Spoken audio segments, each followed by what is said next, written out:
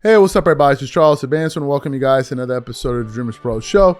Where we cover everything from sports, hot topics, classic debates, entertainment, and where we give you guys a fresh perspective on things and how we see them. Let's get straight into this show, y'all. So, today we're going to be talking about Stephen A. Smith. So, as you guys know, Stephen A. recently went on Cam Newton's show to talk about a plethora of things. He spoke about his preference in women. He spoke about Cam Newton having the interview with Jason Whitlock. And then it inevitably got to the part where, they were talking about Stephen A. Smith's politics. As you guys know, Stephen A. Smith made his entree into the political world just about 2 years ago. He started his talk show, I think Straight Shooter, where he's been talking politics. And because of that, he's lost a lot of friends along the way. He's created a lot of controversies. People have called him out, et cetera, et cetera, et cetera. Well, over the last week or so, Stephen A. Smith said to Sage Steele that he's lost a lot of friends, and the people that are no longer his friends should just stay away from him. They should never come back. And then on the Cam Newton show, he was now defending himself because he said that people within the black community said that he betrayed them, right? And he was fighting back. Me, Stephen A. Smith, how am I going to do this and do that? So what we want to do is want to play some of what Stephen A. Smith had to say here. And then we're going to come back and continue on the show. Take a listen to Stephen A.'s comments here. But that doesn't mean that I sit up there and I say, I'm going to go on social media and a cat that I rock with, the cat that I've talked about doing business with, a cat that I got mad love for, I'm going to just sit up there and make a video and talk about you. And by the way, the position that you took was what a lot of people are saying because of politics. And I'm going like this, really, y'all? Really? See, people think that this last year has been hard for me, and it has been. It's been one of the hardest years of my life, but it's not for the reasons people think. It's the betrayal. That is one thing I don't get over very easy. It doesn't matter to me. Like I told you before, you called me, we talked with. Good. Even before then, I wasn't mad because I never felt betrayed. I just felt that y'all could have done a better job of asking them questions about me. That's it. But I never felt betrayed. But when I feel betrayed, bro. Who did it? I said what? Who did it? No, I'm just saying. But no, I'm saying like, bro, it could be women. It could be some of my boys. I've had people literally say, black people don't with you.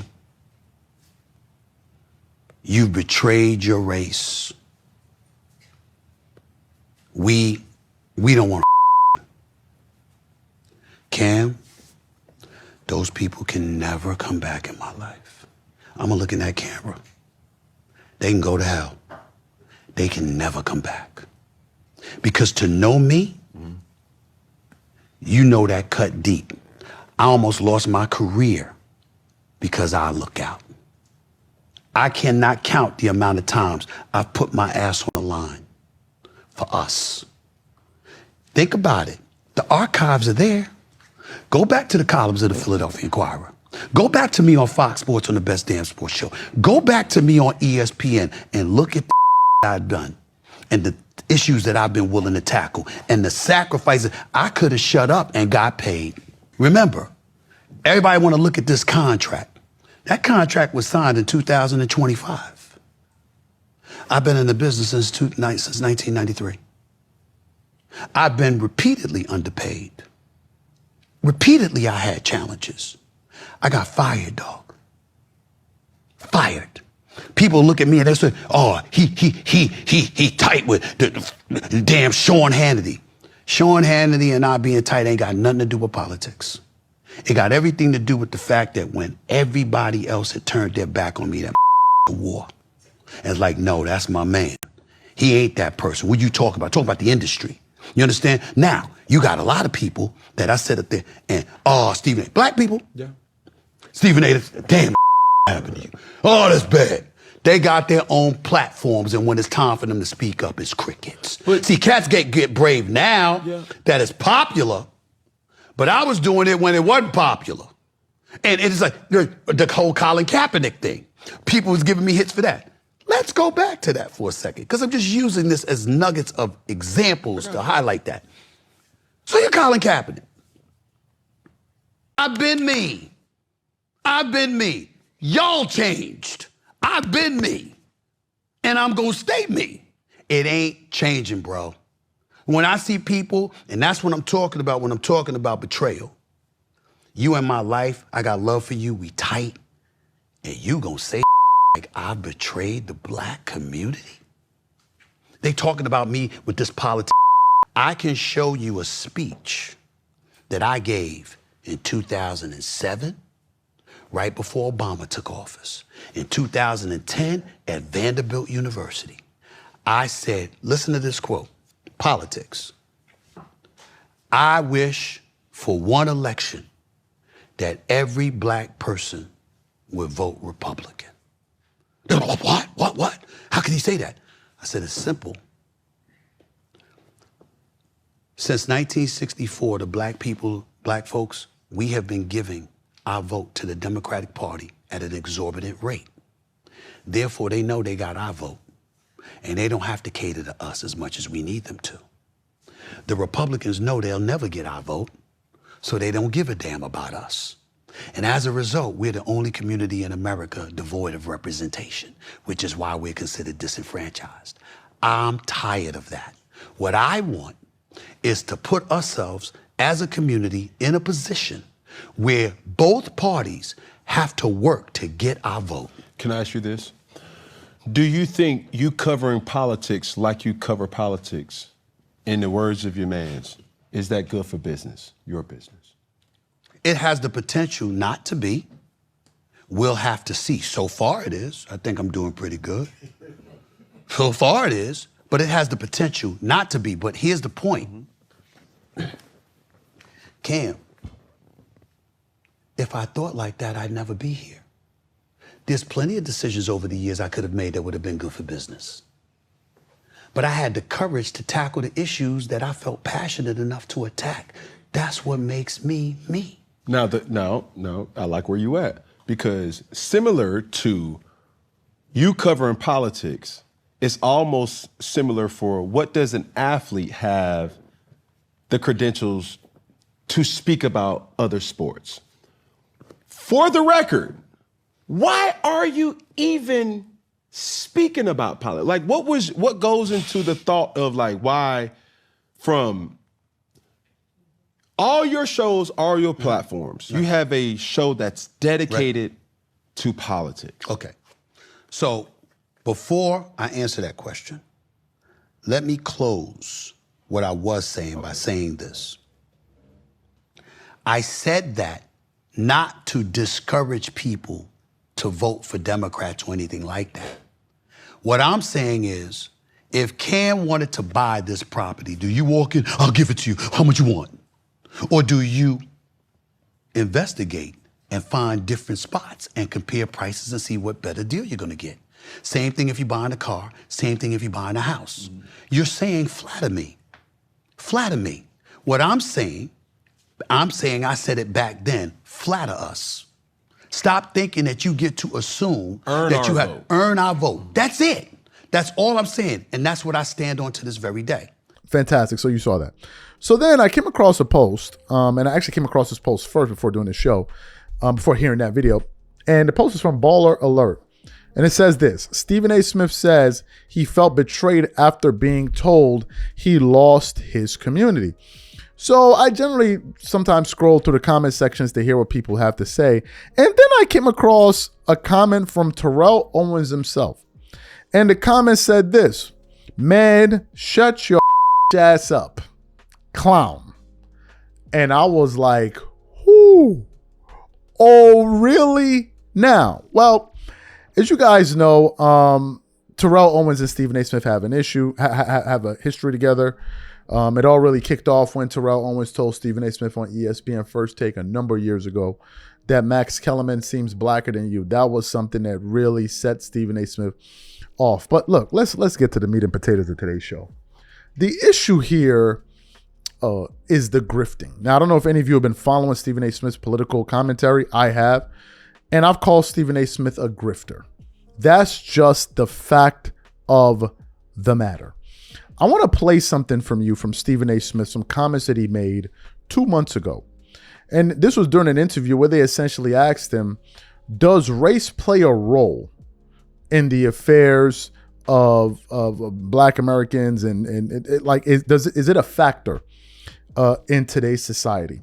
And I want you guys to listen to Stephen A. Smith's response because it's telling. Take a listen to Stephen A. Smith here. Make no mistake about it, we wouldn't have a border crisis under my watch. Hell no. We wouldn't have this crime that exists in the streets of New York. You wouldn't hear about me saying defund the police. We ain't defunding any police. I'm calling 911 when there's a problem. I know you're calling 911 when there's a problem. I'll be damned if I'm going to have less police officers out there. There's going to be more. That's me. I would focus on a flourishing economy and making sure we did everything we could, because I believe when you have something to lose, you know how to behave. When you have something to lose, you know how to behave. If you have nothing, you have nothing to lose.